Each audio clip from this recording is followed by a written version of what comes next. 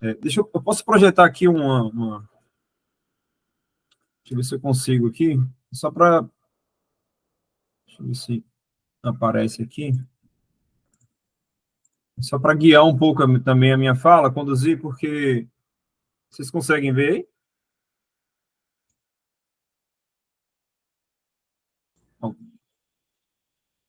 Ah, tá, beleza, massa. Subiu um legalzinho aqui. Eu sou natural da Bahia, né, de Ilhéus. Então, assim, eu vejo os sotaques aí, eu me sinto até mais familiarizado com o pessoal, né?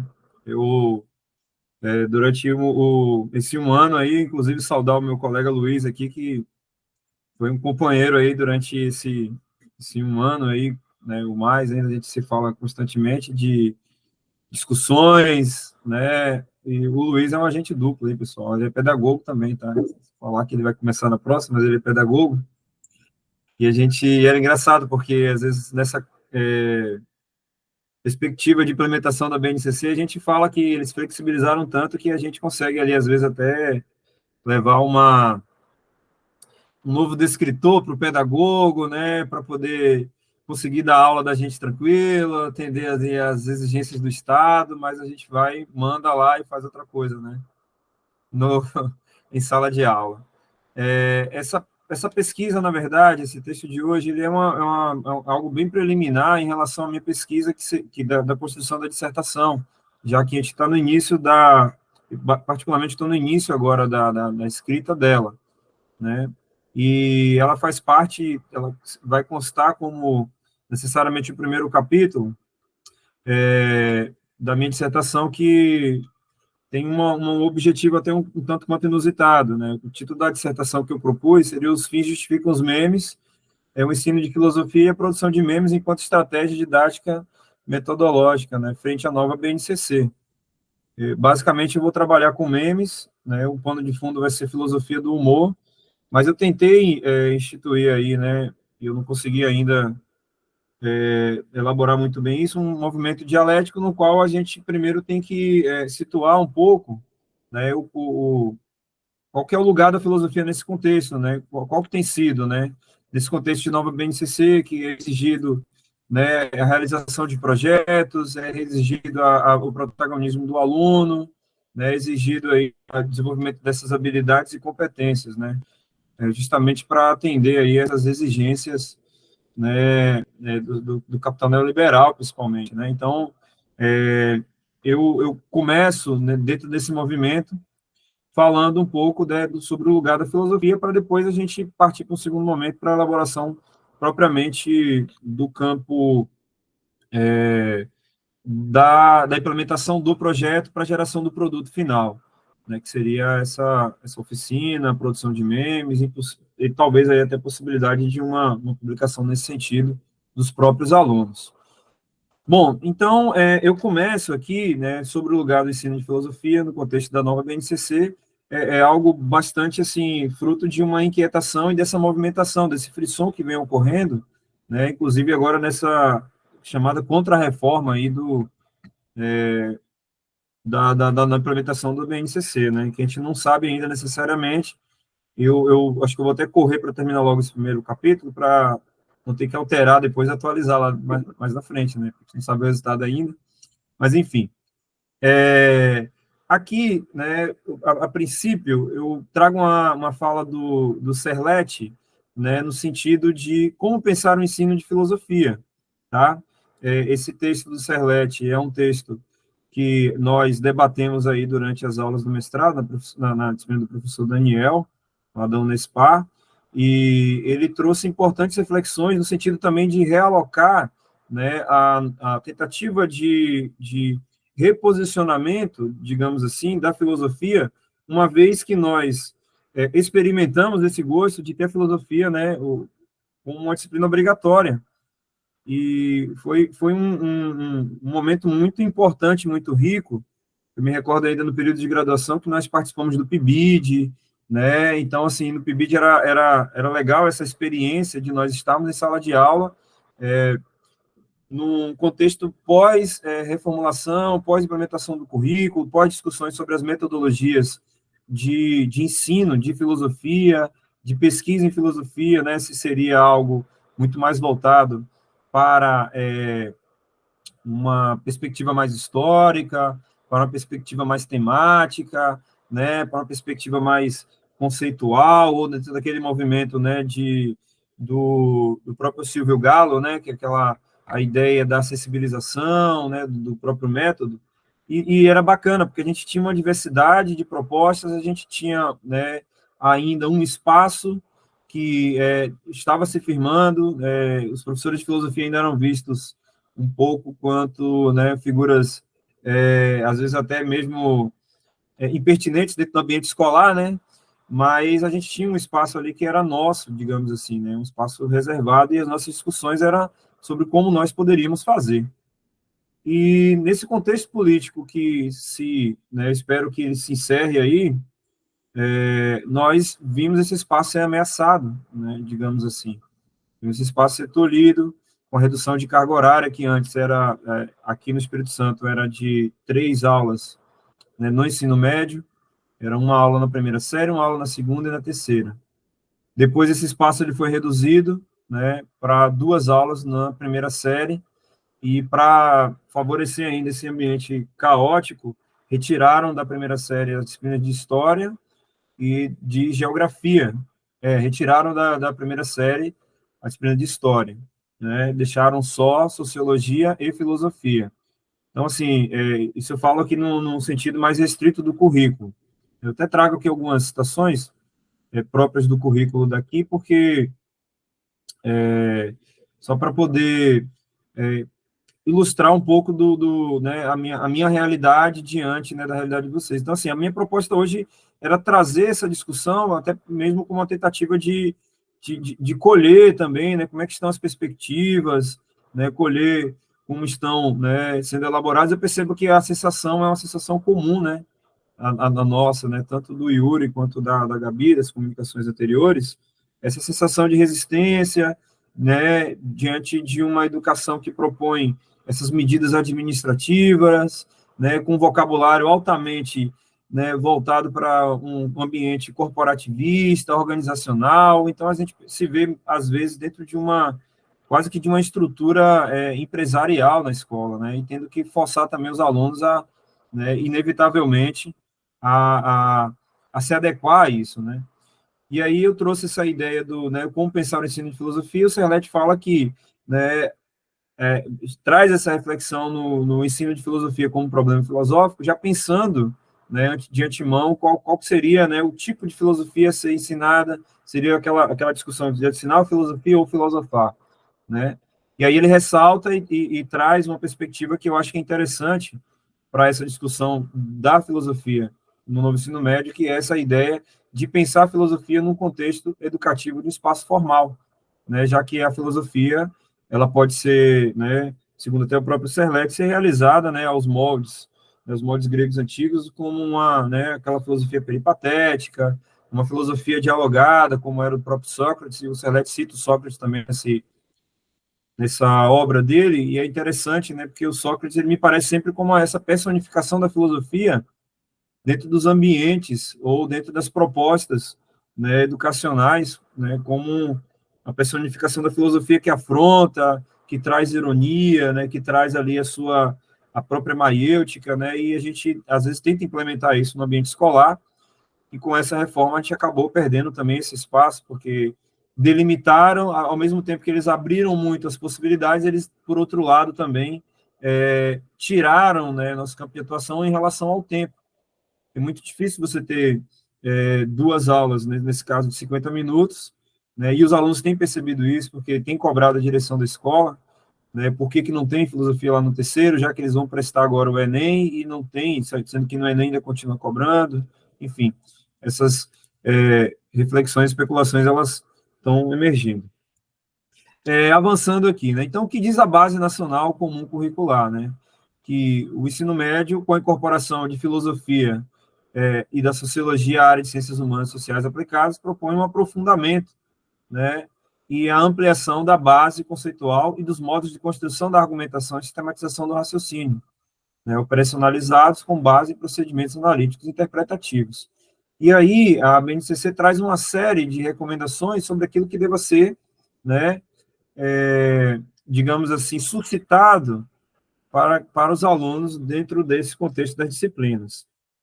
Bom, e avançando aqui também, eu trago a ideia, né, na ocasião da implementação da filosofia da sociologia, que devem ser contemplados sem prejuízo de integração e articulação das diferentes áreas do conhecimento, estudos e práticas, né? Então, ao mesmo tempo, esse texto me parece dúbio, né, no sentido de que ele, ao mesmo tempo, afirma a necessidade e a obrigatoriedade, mas, por outro lado, ele não determina necessariamente ali os espaços a serem ocupados, não afirma ali necessariamente como é que isso vai ser implementado. Bom, e aí o Serlet traz, né, volta ao Serlet aqui, com a perspectiva de que o sentido de ensinar filosofia, então, estaria redefinido pelo sentido institucional que ela outorga, ou seja, voltamos à ideia de que, no fim das contas, a filosofia ela tem que se tornar, né, para se manter no ambiente, para se manter ainda, né, de certa forma ativa dentro do ambiente escolar e da educação básica, já que nós falamos de educação básica aqui no ensino médio, já que aqui não temos, por exemplo, filosofia no ensino fundamental, nem o 1 nem o 2, né? O que não corrobora com uma perspectiva de escolas privadas aqui da grande Vitória, né, da capital. Eu trabalhei em escolas privadas que tinham filosofia desde o terceiro ano do fundamental, da quarta série, né, do quarto ano, do quinto ano, e no ensino fundamental 2 todo, né, desde lá do sexto ano. Inclusive, hoje eu também trabalho com turmas de sexto ano e sétimo ano, e a minha companheira trabalha com oitavo e nono e com médio. E é nítido e notório a diferença dos alunos, o comportamento, o potencial argumentativo, especulativo, né, a postura dos alunos diante de, muitas vezes, problemas que são tabus e problemas complexos no ensino médio. Né? Então, assim, chega a ser espantosa a desenvoltura dos alunos em uma aula de filosofia dessa instituição específica, que tem já desde os pequenininhos lá, né, o ensino de filosofia.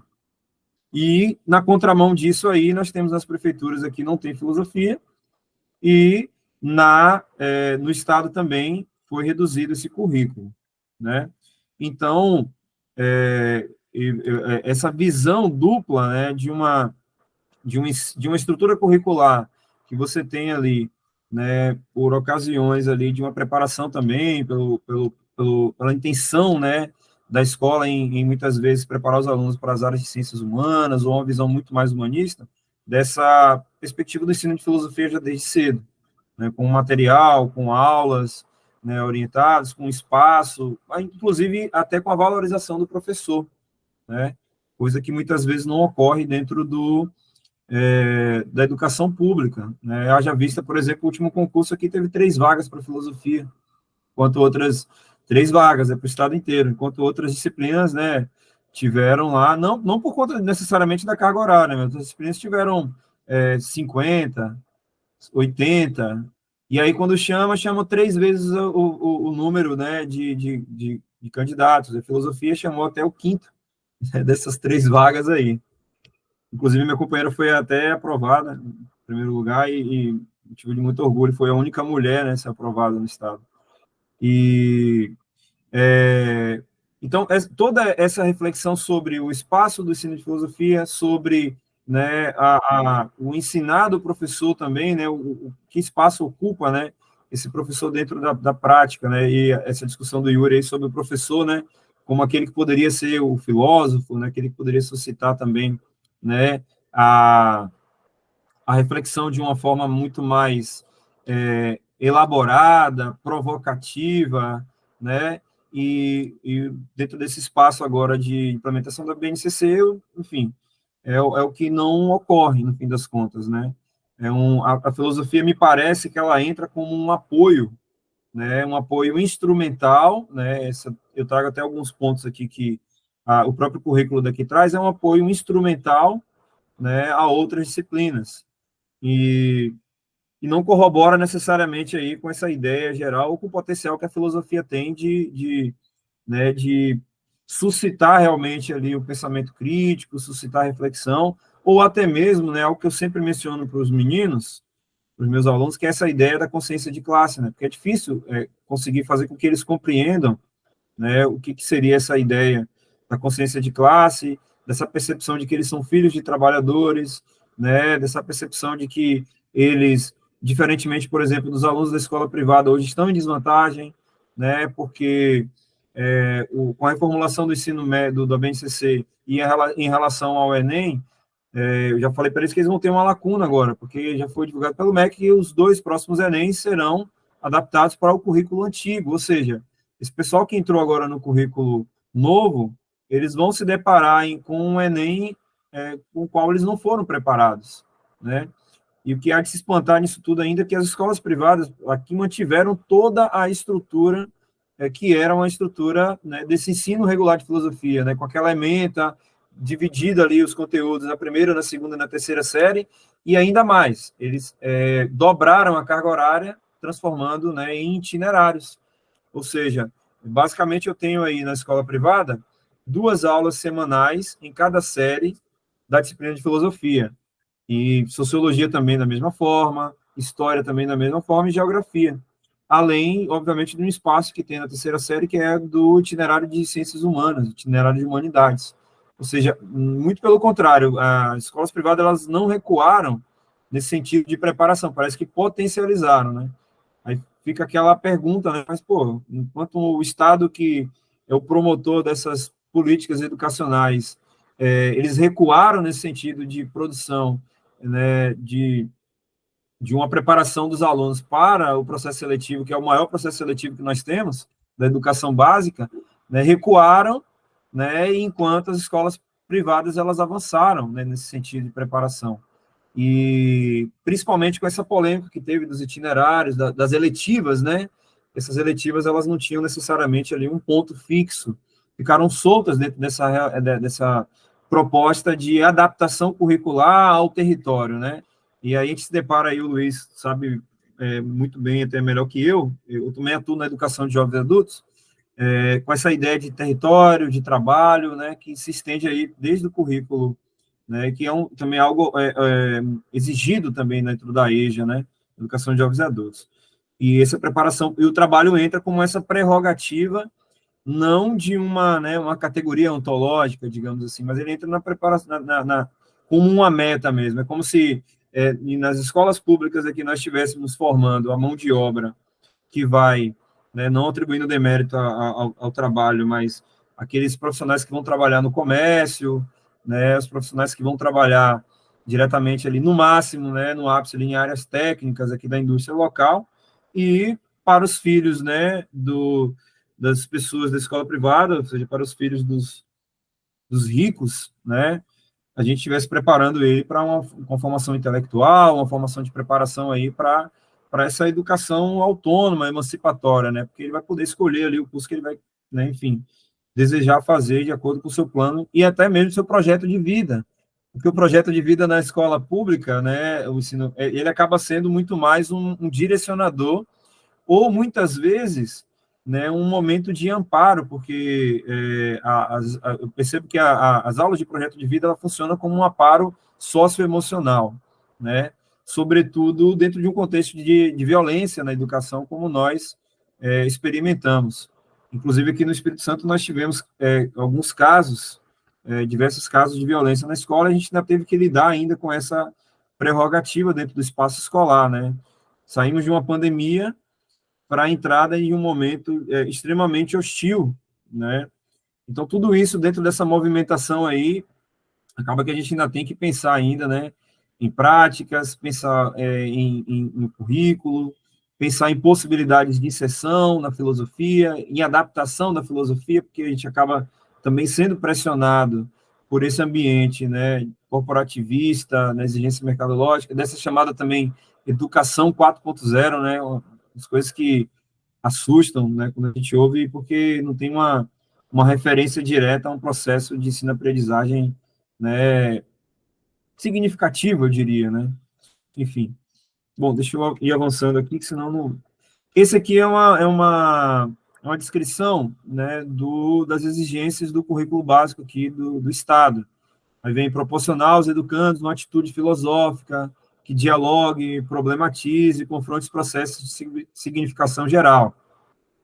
Favorecer o educando a compreensão e ressignificação de tais processos, de modo a assumir um posicionamento crítico e transformador.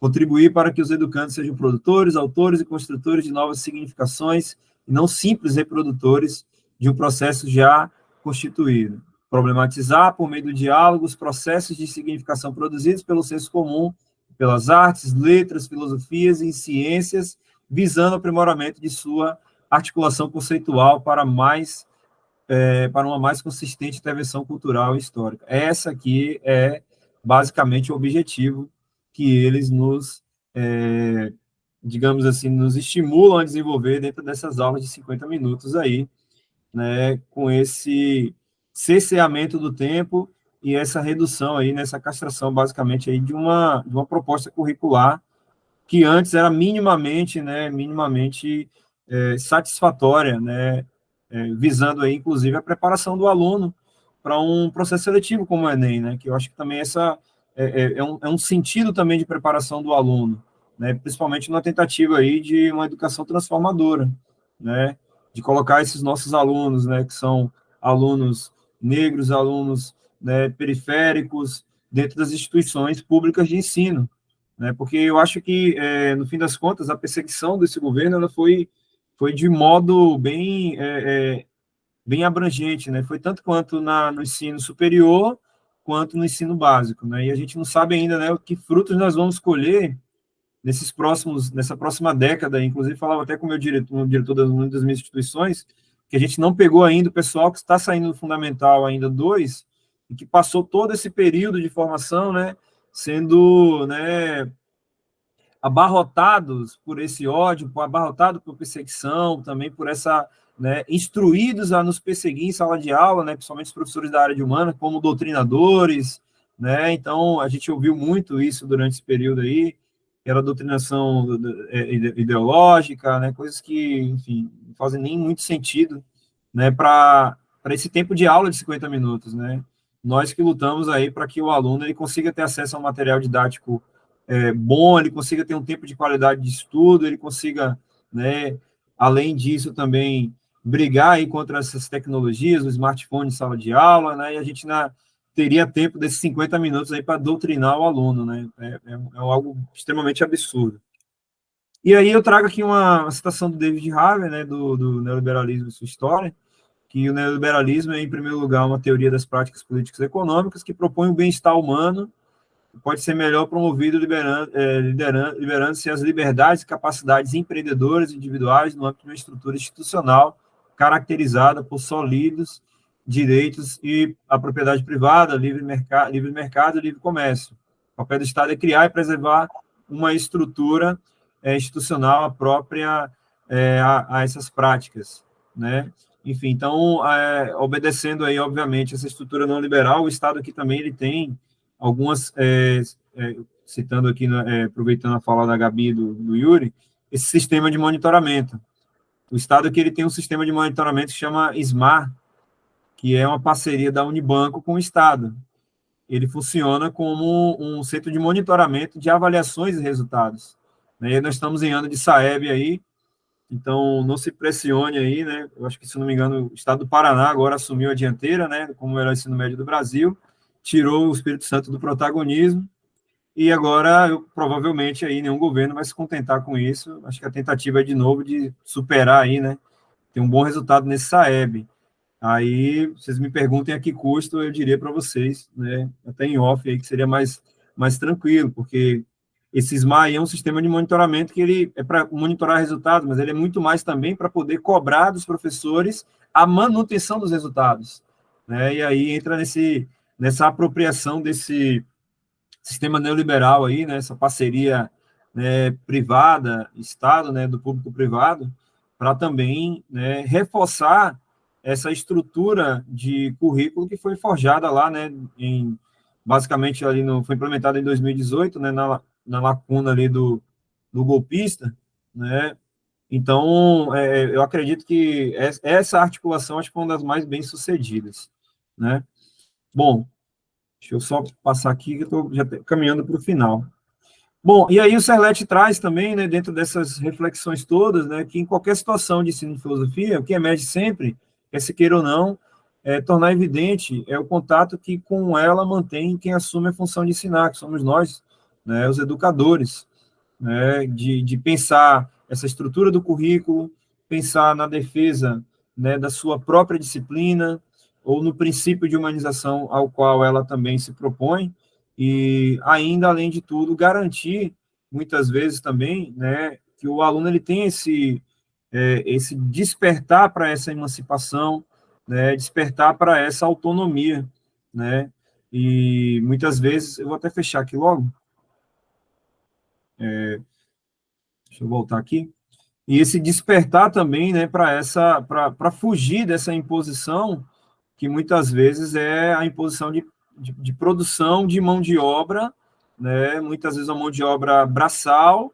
né, e, enfim, alienando essa possibilidade de uma emancipação e, por outro lado, também contribuindo muito mais, né, porque acaba que essa precarização ela acaba chegando, né, por uma via ou outra lá no ensino superior também, né, os poucos que conseguem chegar, né, ou pelo menos os poucos que conseguiram chegar aí durante esse período, chegaram e esbarraram, né, bateram aí na falta de assistência, né, e eu lembro que em 2010, 2013, né, o ano que eu estava na graduação e concluí, a gente tinha a oportunidade, né, pelos investimentos da CNPq, né, do próprio CAPES, a gente tinha possibilidade né, de bolsas de iniciação científica, bolsas de iniciação à docência, tinha verba para implementação de projetos de extensão, então a gente foi bastante agraciado nesse sentido, né, durante esse período, que contribuiu para uma preparação, né, coisa que hoje em dia a gente percebe que não está nem tá muito distante, né, as universidades elas